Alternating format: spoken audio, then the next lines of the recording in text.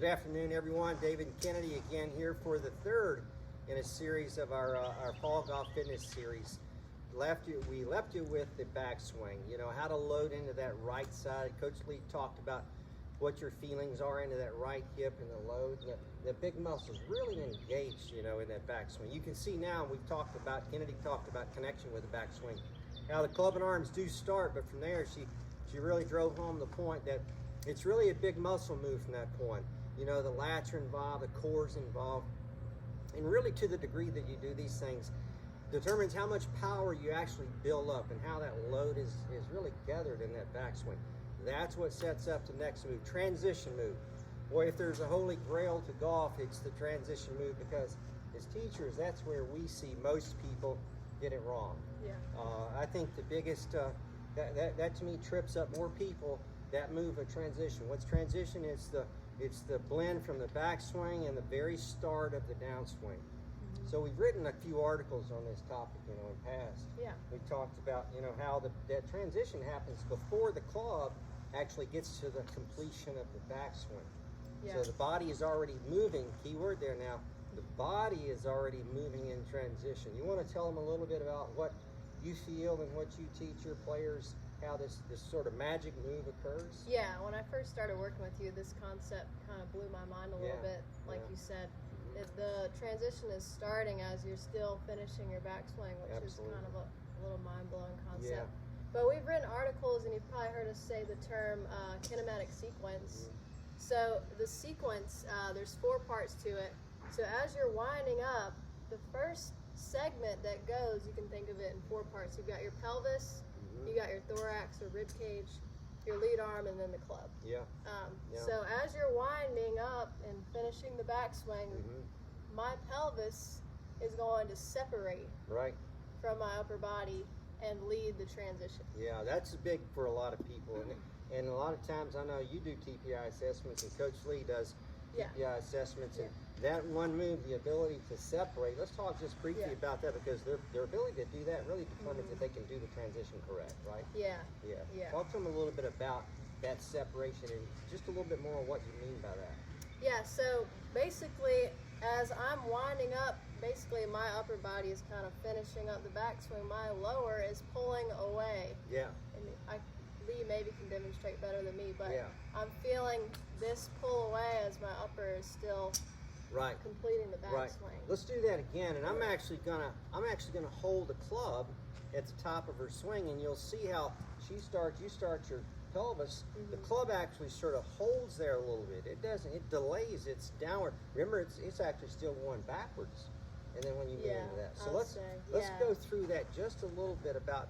So start it away. Go to the top of the swing, and as you start down, you can sort of see I'm actually holding the club.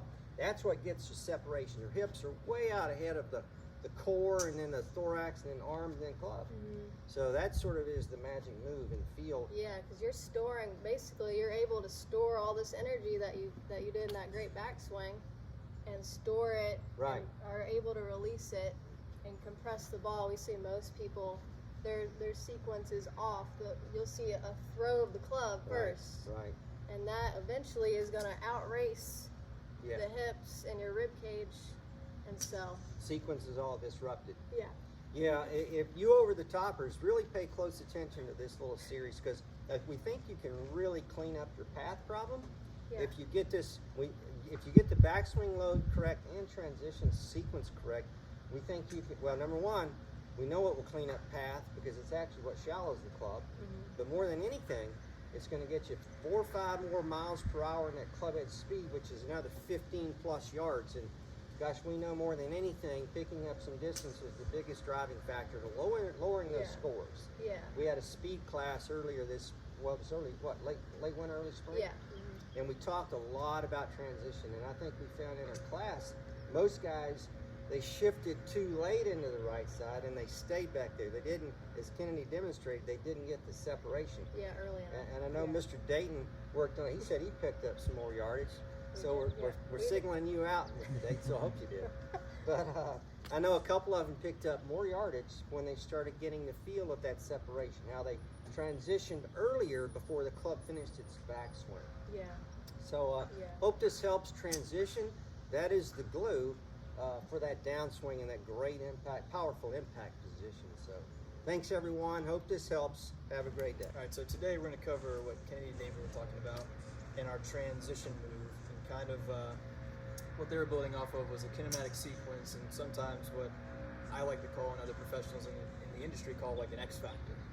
And so what it ends up being is like Kennedy was demonstrating. You take your full torso turn, however far that is. Sometimes it's a little bit longer, sometimes a little shorter. Just depends. Okay, and then as she was pointing out, notice we're loaded right side. Pelvis starts separating between those two, and what that creates is a stretch between, you've got posterior slings of tissue and you have anterior slings of tissue. And what that does, I've already loaded this anterior posterior sling. What I'm going to do is I'm going to let one of them just go ahead and move while the other one is still under stretch and being loaded up. And then when you want to release the swing, when you want to release that sling of tissue, that's when you transition and turn off of it and you start working towards the impact position. So how do I know if I can even make this separation move, one, and if I can, how do I control it a little bit better? So one easy way you can check it. Same thing, going back to the speed stick, you can use a club, you can use a PVC pipe, you can use whatever you want to, okay? It's really simple. If we went down the line, that's how I do a lot of the assessments. I'll just have somebody turn, and then from here, can I make this little transition move with minimal torso rotation? So same thing, if I went face on, I had you turn, and then we're gonna say, okay, I want you to try to separate the hip, but not turn the torso.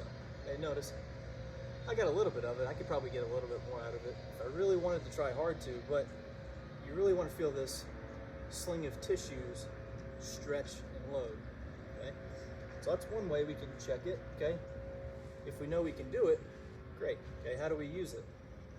So, as I turn, we make this little transition move. I turn, you should feel this tissue load up, and then all you really want to do from there is let it unload. Just like David was talking about, you get coiled and then you get uncoiled, okay? So what if I can't feel that range of motion? Or if I can't get that same feeling? So what you can do, make it really simple. You're gonna go right back, to this ball, okay?